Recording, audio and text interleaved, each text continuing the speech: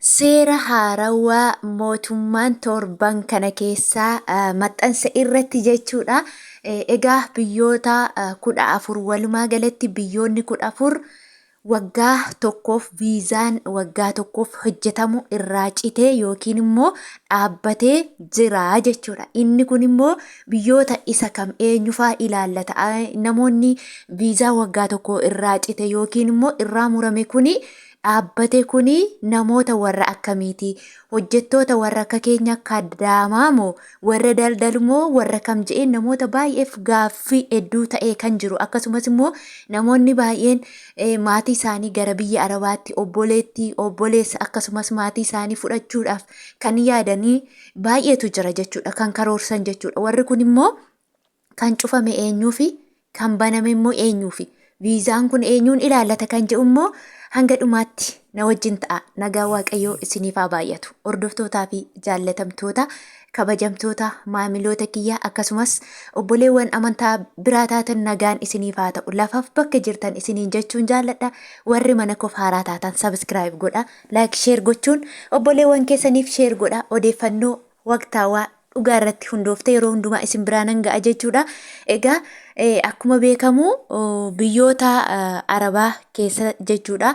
Viizaan waggaa tokko dhaabbatee yookiin immoo cufamee jira jedhamee Itoophiyaa imbaasii Saudi Arabiyaa beeksisee jira jechuudha. Egaa inni kun immoo eenyuun akka ilaallatu ifaan isinii go'a jechuudha. Viidiyoolee namoota tokko tokko ilaaleen namoonni tokko tokko waan baay'ee nahan yookiin immoo yaaddoo keessa galantu jira jechuudha.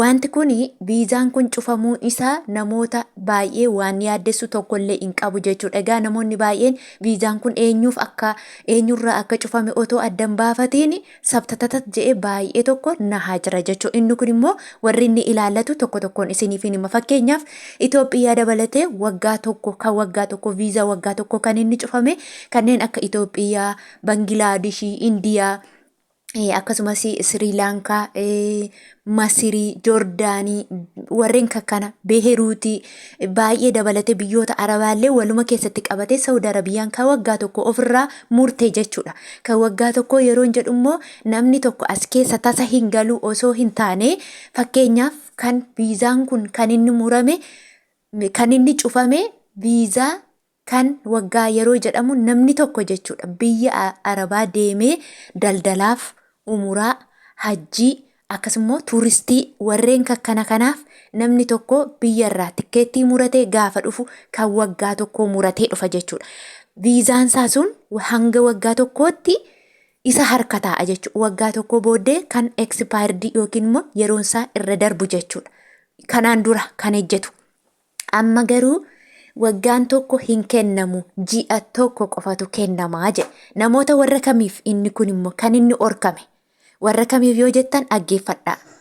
Kan inni cufame warra turistii. Turistii jechuun warra daawwannaadhaaf gara biyya Arabaa deeman akkasuma fira isaanii dubbisuu maatii ijoollee hunda isaanii dubbisuudhaaf warra biyya Arabaa deeman viizaa ji'a tokko qofa darbaa hin laatamuufi tokko. Lammaffaa immoo daldaltoota warreen meeshaa adda addaa gashan ji'a tokko qofa biyyittii sana keessa biyya Saudii kana keessa ji'a tokko bichaaf eeyyama qabaatu. Lammaffaa inni biraan immoo jechuudha umuraa warra Makkaa dhufan jechuudha. Umuraa warrin kun ji'a tokko qofaaf umuraa isaanii raawwatatanii gara biyya isaaniitti deebi'u. Akkasumas hajjiidhaaf dhufanii ji'a tokko qofa hajjii isaanii raawwatatanii yoo nama dubbisanii ji'a tokko booda biyya kana keessaa ba'uu jechuudha.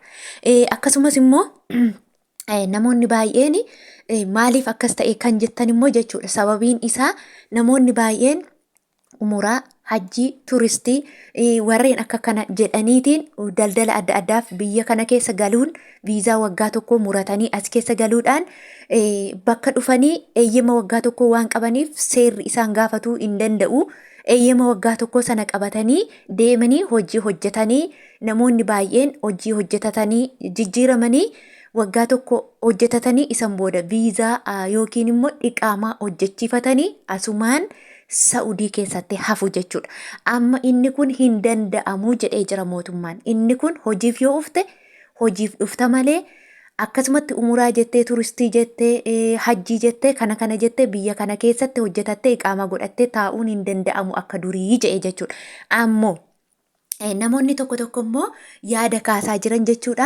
Hojjettoota warra kaddaamaa ta'anii irratti cufamee warra akkasiidha. Ani obboleettiin kiyya dhufaa jirti, obboleessi kiyya dhufaa jira, akkaman ku'a daldalaa birrii laadheen jira, piroosesii irra jiru, paaspoortii baasaa jiru kana jettanii namoota baay'eetu yaadda'aa jira jechuudha. No, inni kun hin ilaallatu. Inni kun viizaa hojjettoota waan cufame hin qabu. Viizaan dhaggeeffadha, viidiyoo seeraan dhaggeeffadha, viidiyoo nama wayii ta'een gaddajjete. Hojjettoota irratti cufamee obboleewwan keessan bilaasha ta'anii maal ta'anii no soba viidiyoo sirriitti dhaggeeffadha. Inni kuni namni biyyarraa kaddaamaa akka koo ta'uudhaaf yookiin shakaalaa ta'uudhaaf gara biyya Arabaa dhufe karaan banaa hojjetamaa jira. Dhufuu danda'u hojjetachuu ni danda'u jechuudha. Kan inni cufame warra turistii, warra umuraa, warra hajjii, warra akkasumas warra dhimma biraa fi deeman irraa kan hafe warra hojjettoota irraa hin cufamne jechuudha viizaan. Siniif haa galu namoota baay'eetu akka waan hojjettoota irraa cufameetti haasa'aa jira jechuudha. Kanaafiyyuu akkasumas immoo namni hin beekne Itoophiyaa imbaasii Saudi Arabiyaa jettanii sarchi gootanii fooloo yoo gootan feesbuuka isaanii jalatti afaan sadiin dabarsu jechuudha. Sanuu Amaariffa, Ingiliffaa fi afaan Oromoodhaan barreeffamaan yeroo hundumaa dabarsu jechuudha.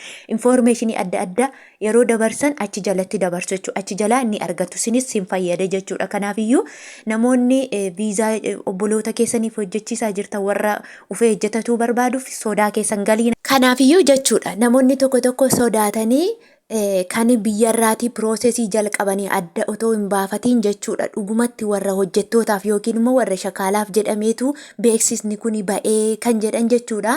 Otoo adda hin baafatiin waan tokko anamma eeggaddan arge barreeffama kanan arge guyyaa 4 dura jechuudha. Sarchi godheen isaaniin nan hordofa warra imbaasii jechuudha.